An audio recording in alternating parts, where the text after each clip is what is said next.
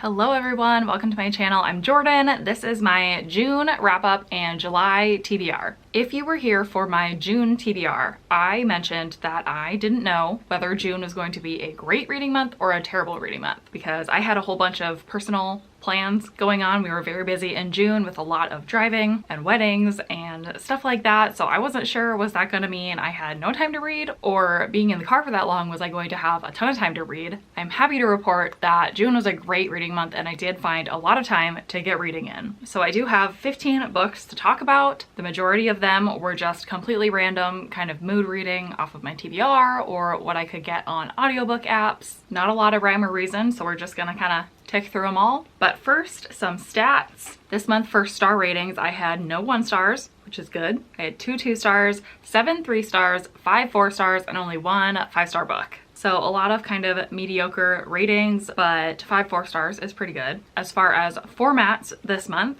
I only read 2 books 100% physically. I read 7 books only on audio, and then I read 6 books as a combination of the 2. And then last stat for genres, no surprise, I read the most mystery thrillers. I had 8 of those. I read 4 contemporary or romance books. I read 2 fantasies, which is very outside my comfort zone, very surprising, and 1 historical fiction. So let's go ahead and get into the books that I read. I only did 1 video this month, or read books specifically for a video. That was my Suns Out, Books Out readathon vlog, where I read these 3 physical books as well as 1 audiobook. So I'm not going to go too in detail with my thoughts on these books. You could go watch that video if you haven't already to find out more. But I listened to the audiobook of Family of Liars by E. Lockhart. Huge disappointment, gave that one 2 stars. I read The Counselors by Jessica Goodman, which was the buddy read for that readathon. I ended up giving this one 3 stars. I read Finlay Donovan Knocks 'Em Dead by Elle Cosimano, which is the sequel to first Finlay Donovan book. This one was also okay. I give it 3 stars. And then I read The House Across the Lake by Riley Sager, one of my most anticipated releases of the year. And I happily actually really enjoyed this one and gave it 4 stars. So outside of those books, for the rest of June, I really was just picking up books as I felt like it. I did ask for recommendations in my June TBR and picked up a lot of the books that were most highly recommended or most often recommended. But other than that, I was kind of a mood reader for once.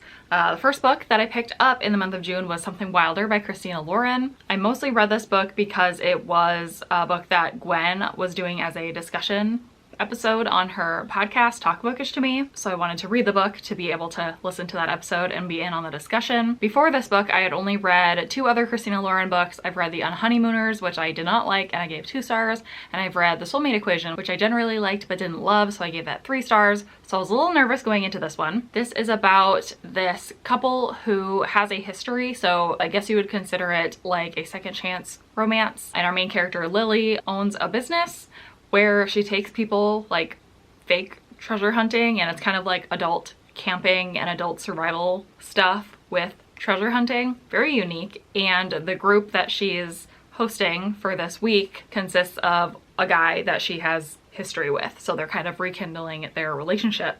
I didn't know what to expect with this one, but I surprisingly really enjoyed it. I gave it 4 stars. One reason is because the romance kind of took a backseat to other plot points, like both of their family histories and issues, and then in the moment what they're going through in terms of like the treasure hunt and things that are happening with their friends. And I definitely prefer that. I don't like light fluffy romances where it's all about the cutesy things. I like more emotional, real life issue type stuff. Plus I like games, puzzles, riddles, stuff like that. So the treasure hunting portion was also really fun to me. So gave it 4 stars. Pleasant surprise, and Christina Lauren is definitely back onto my radar as an author to potentially read more from. Then I picked up Firefly Lane by Kristen Hanna. I have read 2 other Kristen Hanna books and I gave them both 5 stars, so I went into this with really high hopes. Unfortunately, was really disappointed. This is very different from the 2 other books that I've read. The Nightingale and The Four Winds both follow like very significant historical events and characters going through those events. This is just following 2 women who grow up as best friends, and it follows them like through their entire lives. I haven't really enjoyed books like that historically, so I'm not surprised I didn't like this one either. It just feels like such a long time to follow characters that don't have that significant of lives. You know what I mean? They're just normal people going through their normal lives and careers. So I was kind of missing the point of this whole book, and it just felt really long, really repetitive. The characters didn't seem to grow a lot or to learn from their mistakes, and they made a lot of mistakes over and over again, which I found a little annoying. I have heard some people say that they like the Netflix show better than the book, so I might be willing to give that a try at some point in the future. But this is unfortunately not a new favorite from Chris and Hannah. Then I read a thriller, Falling by TJ Newman. This was a really fun, fast-paced book about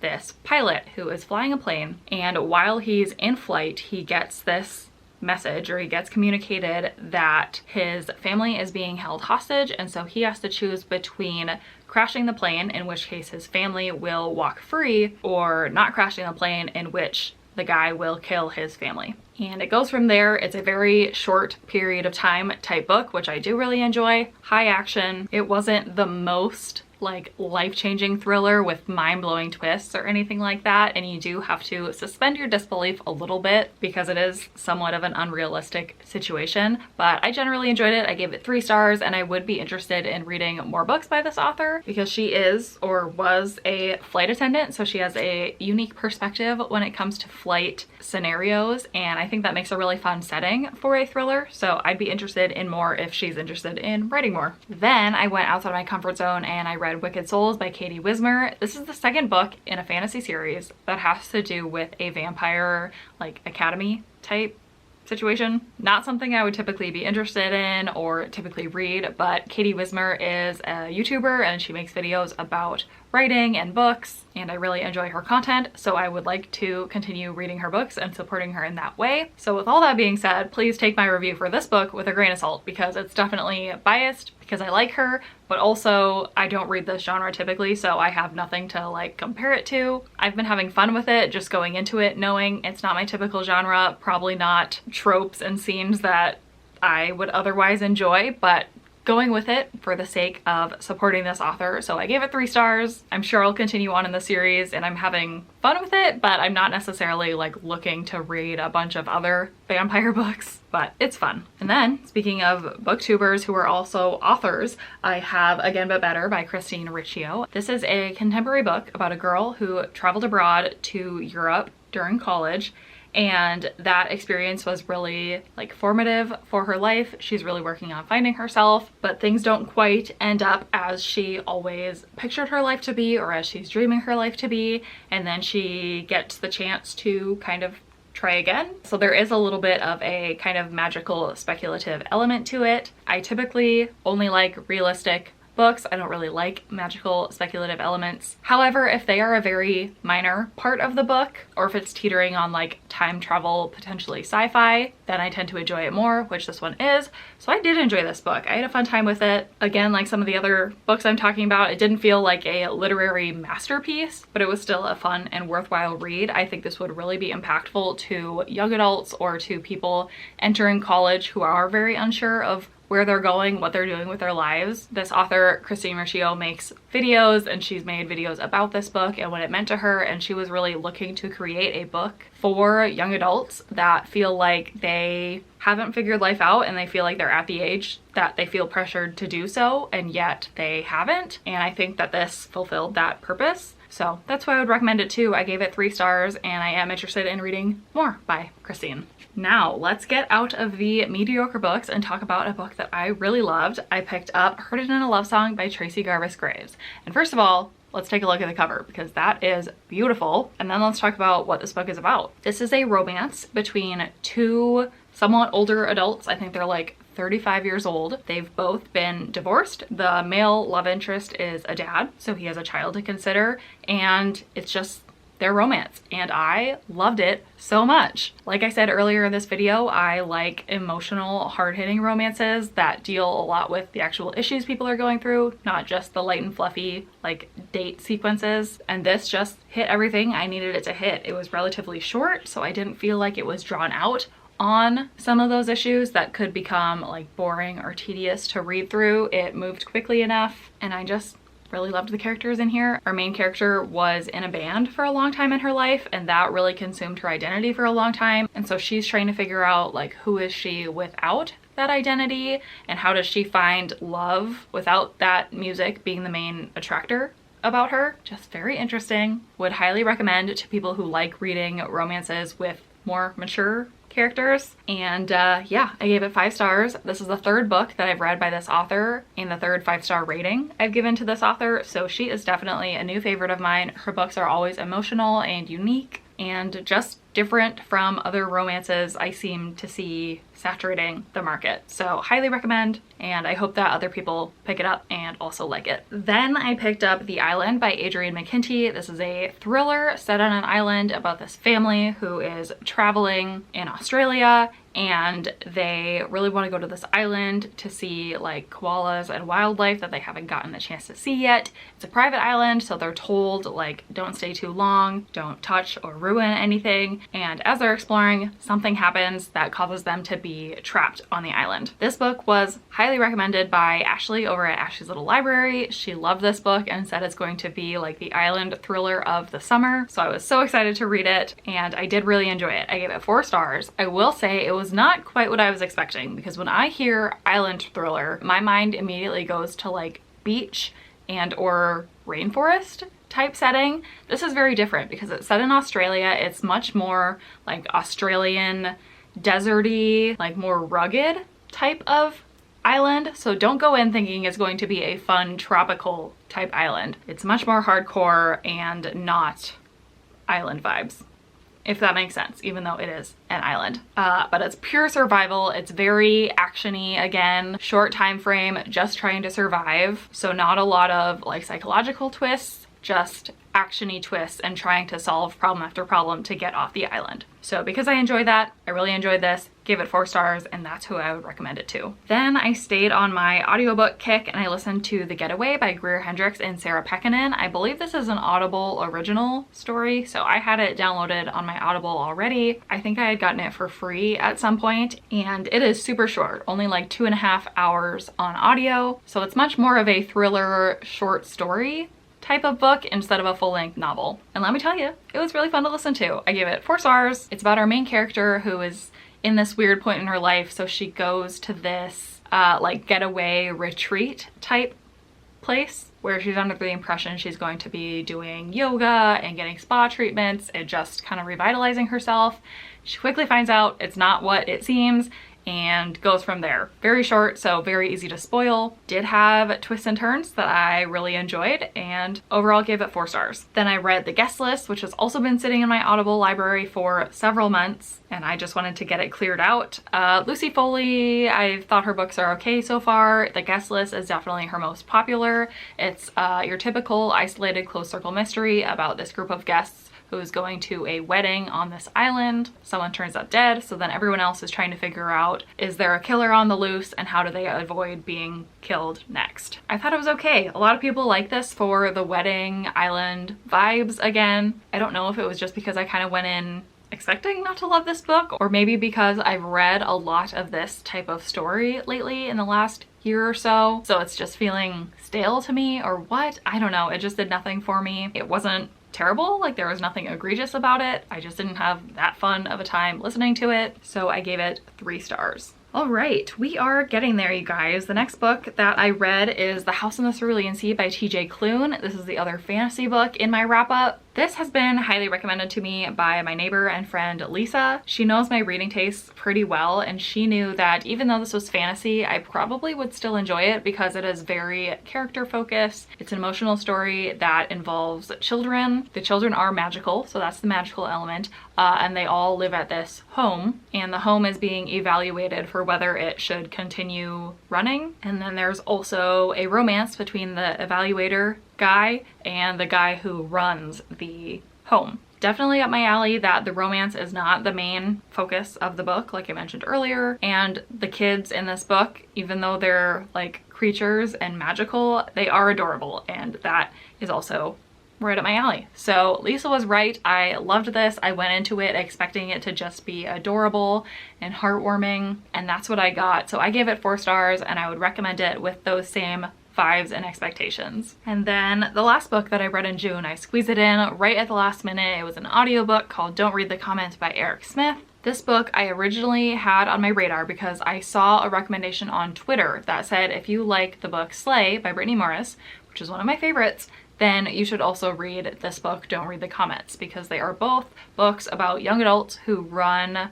online video games. So I was like, okay, sign me up, I'm in. And yeah, so it's exactly that. This book follows two different teenagers. So one is a girl who is a somewhat famous gamer and streamer, and so she really uses games as her livelihood, and she's not super wealthy or anything, so she really has to like grapple with the fact that she loves games, but she also needs to turn it into content, and so that kind of makes her struggle with her enjoyment of it and like why is she actually gaming, if that makes sense. And then we also follow this guy who is a writer or an aspiring writer for video games. So he likes to write stories and dialogue that go into video games, and he has this group of friends that are trying to like start a gaming business and develop a video game, and so it's him pursuing that. And they meet, they form a relationship. I liked this book. I didn't love it as much as Slay. I think one is because the romance element of this book wasn't my favorite. I don't need that in contemporary books, and you know, I think it could have been just as effective if they were just forming a really strong friendship, but of course it had to be a relationship. And then the actual video game I didn't love as much as I loved the video game in Slay.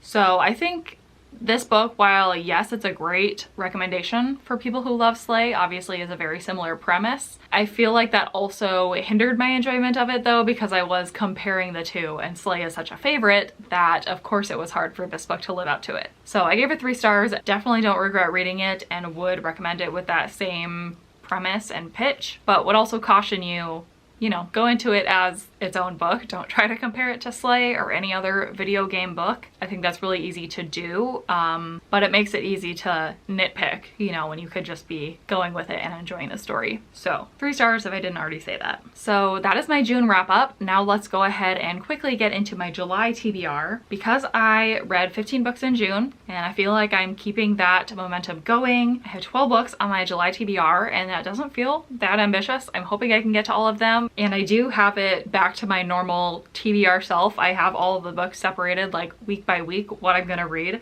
So let's start with the first week of July. The first book that I'm gonna be reading is Acts of Violet by Margarita Montemor. This is the second book by an author that I really liked her first book, called Una Out of Order. This is about a female magician who has become super famous for being so innovative and just really good at what she does. One day during one of her acts, she completely disappeared. And now this book is 10 years later where she still hasn't been found. We're trying to figure out what happened, where is she, and we're following all of the people in her lives as they also are grappling with the disappearance of Violet. I have actually already started this book. I'm about halfway through, and no spoilers, but I'm really enjoying it. This is an ARC copy. Actually, that's why I'm reading it first. It comes out on July 5th, and I really want to be able to promote it if I do enjoy it on release day, so I will be finishing it very shortly. Then also in the first week of July, I plan to do a reading vlog where I read 2 books about ballerinas. This is for no reason other than both of these have been on my radar, and I was like, obviously they're both about ballet, so why wouldn't I make a video about it? So the first one is The Turnout by Megan Abbott. This is a thriller, I believe, about a group of dancers, or a dancer, a ballerina. I haven't seen the best reviews of it, but it still is a topic that interests me and something I haven't read a thriller about before, so I'm intrigued. And then The Ballerinas by Rachel Kapelke-Dale, I believe is more of a contemporary about, again, a group of dancers and maybe the not so beautiful side of being a ballerina. So hoping this will be a quick hitter video and I'll be able to knock both of these out and give my thoughts on ballerina books. Then we get into the second week of July, which is going to be very interesting because I'm going to be tackling a book that I have been meaning to read for years, and that is Catch-22 by Joseph Heller. This is a classic. I don't know a ton about it other than the fact that I know that this is the origin of the phrase Catch-22, and I'm very curious about how that phrase kind of came to be and what the background story is of it. My husband has read this book. He enjoyed it and I want to discuss it with him. So I've had this on my TBR for a while, and I put on, I think, Instagram or somewhere that I want to read this book, but I'm nervous to do it and would be interested in buddy reading it with somebody if anybody else happened to want to read this book. And Lauren from Lauren Love Reads reached out and said she would be interested. So I was like, Great, let's do it. So I divided the book into 7 sections, so we're gonna try to tackle it in 7 days. It is quite long, almost 500 pages, so that's why I want to dedicate a whole week to it. And man, I really hope that I understand it and I hope that I enjoy it, but I'm really relieved to have Lauren reading it along with me so we can discuss it, we can feel dumb together, and we can each knock this off of our TBRs finally. I do also have written down throughout that week while I'm reading that, if I need something a little bit lighter to kind of break up that chunky, dense book, then I do also plan to knock out The AI Who Loved Me by Alyssa Cole. I had tentatively put this on my Suns Out Books Out readathon TBR in June, but just didn't get to it. This is like a 5-hour audiobook, also an Audible original. I believe it's just a romance about a woman who falls in love with an artificial intelligence, and I don't know, it sounds fun and quirky, and because it's so short, I'm hoping I can knock it out within the second week whenever I'm not feeling like reading Catch-22. Then the third week of July is Summerween, so the 15th through the 21st. I do plan on participating, I do plan on vlogging. The one book that I know for sure I want to read through that week is Hidden Pictures by Jason Rekulak. This is a relatively new release thriller that has been getting a lot of hype lately. I've been seeing a lot of people loving it. All I know is that it involves a child who does these creepy drawings that are embedded throughout the book. So very curious what that's about, and I'm gonna find out. Some other tentative books to read in that readathon are The Woman in the Library by Sulari Gentile. This is more of a mystery, I think, and I think it has to do with a murder that like starts in a library. It doesn't necessarily end there. I don't really know a lot about it, but I have it on audio through Libro FM because last month it was an ALC title, which is Advanced Listener Copy. So Libro so generously offers this book to reviewers. So I have it downloaded through that and I want to get to it. And then I also tentatively want to get to The Nobodies by Alana Schubach.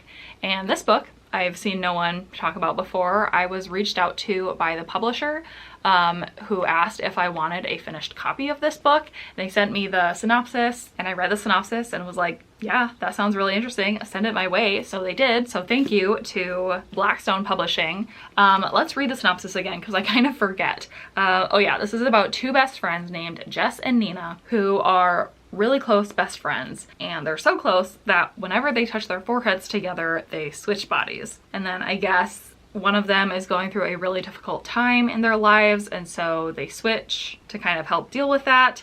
And I think it is going to discuss like, who are you? Really, like, is your body who you are? Or if you can switch bodies with someone, like how does your consciousness remain who you are despite what body you're in? Which seems like a really interesting discussion to me. I think this is just right in that sweet spot of kind of sci-fi, kind of speculative, but much more about like the characters themselves and their situation, much more about that than it is about the magic element. So I hope I love it. I'm not sure if it actually has any thriller or mystery elements, so I'm not sure if it really fits into Summerween, but it does feel kind of like creepy and weird, right? So I feel like it does fit.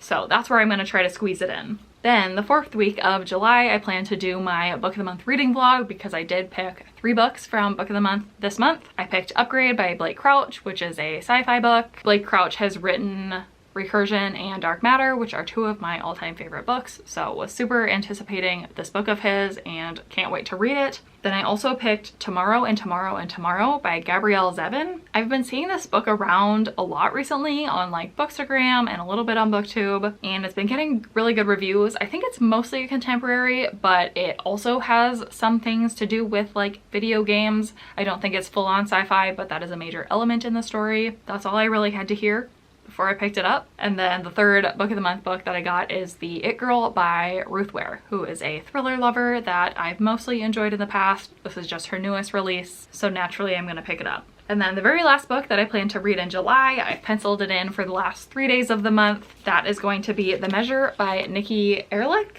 And this book I am reading for Gwen's book club Patreon. She's hosting a buddy read for this book, which I think is a really fun idea, and we're going to do a live show discussion of it on the 31st. So that's why I want to read this just in the few days before that, so that it's fresh in my mind and I'm able to discuss it with everyone else who read the book and know what I'm talking about. And this is a sci-fi book that is about a world where people are getting a box at their front door, and when they open the box, it tells them the exact number of years that they have left to live. One of my favorite tropes and concepts is like, would you like to know when you die? And if you do find that out, how do you live the rest of your life? I just love that, and so I'm super excited for this book and think it's going to be a big hit. And even if it's not a big hit, it's sure to have a lot of interesting discussion topics. So super excited to get to this one. So that is my July TBR. Please let me know, how did your June reading month go and what are you planning on reading in July? I think it's just going to continue to be a great summer of reading, so I'm very excited.